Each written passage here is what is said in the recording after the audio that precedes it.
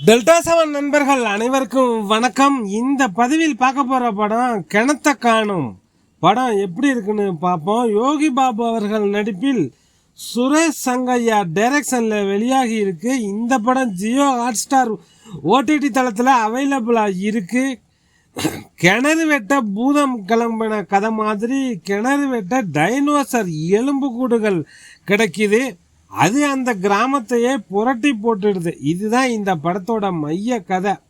கிணறு வெட்ட பூதம் புறப்பட்டது என்பார்கள். தண்ணீர் பஞ்சத்தால் தவிக்கும் ராமநாதபுரம் மாவட்டம் கோடாங்கிப்பட்டி கிராம மக்கள் கிணறு வெட்ட ஆரம்பிக்கும் போது டைனோசர் எலும்புகள் அங்கே கிடைக்க கிராமமே தொல்லியல் துறை வசமாகிறது. அதனால ஏற்படும் பிரச்சனைகள் என்னென்ன, டைனோசர் எலும்பு என்ன ஆனது, அந்த கிராமத்துக்கு தண்ணீர் வந்ததா இல்லையா, மக்களுடைய குடிநீர் பிரச்சனை தீர்ந்ததா என்பதே கிணத்த காணும் படத்தோட மொத்த கதை. அதாவது கதை என்னன்னு விரிவாக பார்த்தோம்னா, அடிப்படை வசதிகள் எதுவும் இல்லாத ஒரு குக்கிராமம். அந்த ஊரில் மழை பெஞ்சு பல வருஷம் ஆயிட்டு. குடிக்க மட்டும் இல்லை, குளிக்க முகம் கழுவ கூட தண்ணீர் கிடையாது. பக்கத்தில் இருக்கக்கூடிய கிராமங்களுக்கு சென்று காசு கொடுத்து தான் வாங்கிட்டு வராங்க தண்ணியை. கதையின் நாயகனா யோகி பாபு அந்த ஊரில் கோயில் பூசாரியாக இருக்காரு. அவருக்கு ஒரு அக்காவும் தாத்தாவும் இருக்காங்க. நாயகன் யோகி பாபுவுக்கு எப்படியாவது ஒரு கல்யாணத்தை செஞ்சு வைக்கணும்னு அவங்க அக்கா விரும்புகிறாங்க. அவங்க பல கட்ட முயற்சி பண்ணுறாங்க. அவருக்கு ஒரு கல்யாணம் பண்ண நடக்க மாட்டேங்குது. புரோக்கர் மூலமாக பக்கத்து ஊரில் ஒரு பொண்ணு இருக்கிறதா தெரிஞ்சுக்கிட்டு அங்கே போய் பொண்ணு வீட்டில் பேசுகிறாங்க. யோகி பாபுக்கும் பொண்ணை பிடிச்சி போயிடுது, பொண்ணுக்கும் மாப்பிள்ளையை பிடிச்சி போயிடுது. ஆனால் பொண்ணோட அப்பா உங்கள் ஊரில் ஒரு சொட்டு தண்ணி கூட இல்லை, அதனால் பொண்ணு தரமாட்டேன்னு சொல்கிறாரு. ஊருக்குள்ளே தண்ணீர் பிரச்சனை தீர்ந்தாதான் நம்ம கல்யாணம் நடக்கும்னு ஒரு முடிவுக்கு வராரு யோகி பாபு. ஊருக்காரங்களும் அதிகாரிகளை சந்தித்து மனு கொடுக்கறது, போராட்டம் பண்ணுறதுன்னு அவங்க ஒரு பக்கம் முயற்சி பண்ணிகிட்டு இருக்காங்க. எந்த பிரயோஜனமும் இல்லை.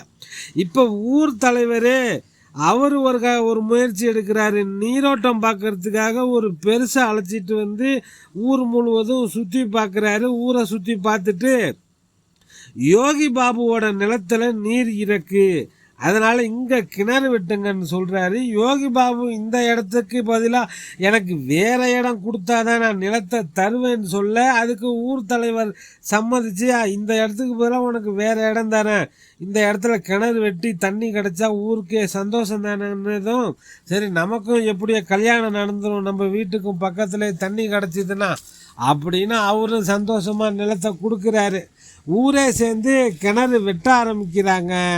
ஒரு கட்டத்தில் தண்ணிக்கு பதிலாக டைனோசரோட எலும்பு கூடு இருக்குது. இதை தெரிஞ்சு கொண்ட அரசாங்கம் அந்த கிராமத்தையே கண்ட்ரோலில் எடுத்து அரசு ஊழியர்கள், அதிகாரிகள், போலீஸார் அவங்கன்னு இந்த அதிகாரிகள் ஆடிய ஆட்டம்தான் மீதி கதை. கிடாரியின் கருணை மணி என ஒரு சூப்பர் ஹிட் படத்தை கொடுத்த இயக்குனர் சுரேஷ் சங்கையா தான் இந்த கிணத்த காணும் படத்தை இயக்கியிருக்காரு.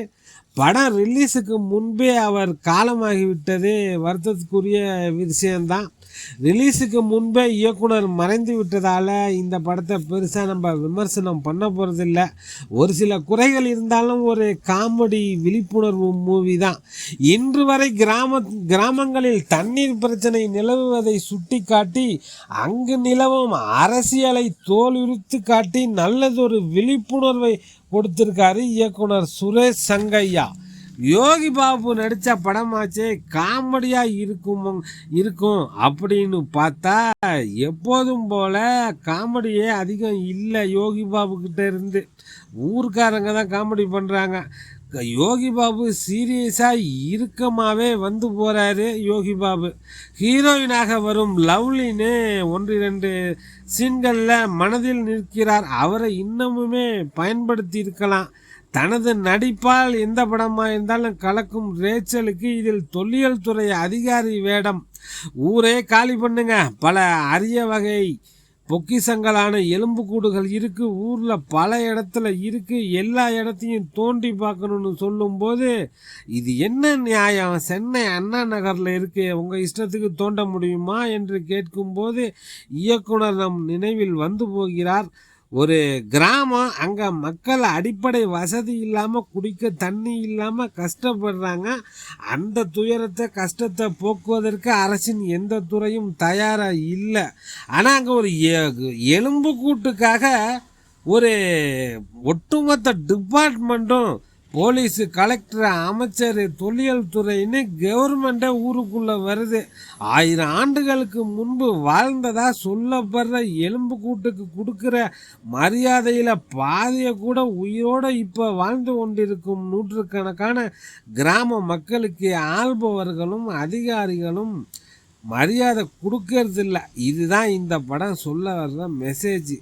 வலுவான கதைக்களம்தான். அழுத்தமான கதாபாத்திரங்களுக்கு குணசித்திர முன்னணி நடிகர்கள் நடித்திருந்தால் படம் இன்னும் வேற லெவலில் இருந்திருக்கும்.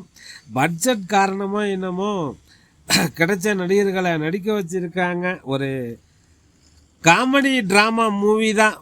ஒரு தண்ணீர் பஞ்சத்தை பற்றி ஒரு விழிப்புணர்வு படம் தான். பார்க்கணுன்னு நினைக்கிறவங்க பாருங்கள். ஜியோ ஹாட்ஸ்டார் ஓடிடி தளத்தில் அவைலபிளாக இருக்குது.